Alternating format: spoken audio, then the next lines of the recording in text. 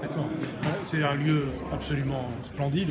Je pense à ceux qui ont créé ça, qui ont eu l'idée de faire un lieu qui permette ainsi de voir la richesse de cette histoire.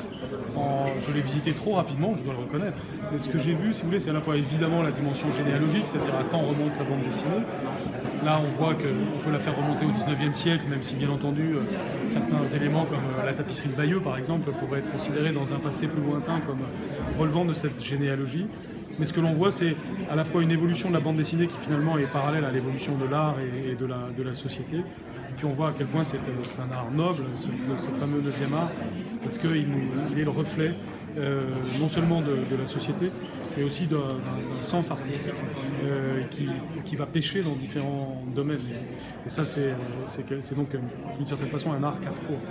Et donc cette visite, même si elle a été rapide pour moi, et elle m'a permis aussi de voir dans les stocks des archives historiques, des planches de Hergé par exemple, des choses qui sont d'une certaine façon mythiques, même si elle a été rapide, donc elle me permet de voir à quel point c'est un lieu très utile. Et puis je pense évidemment aux élèves qui peuvent bénéficier de visites dans un tel endroit. Bien entendu, nous l'encouragerons toujours davantage. Merci infiniment.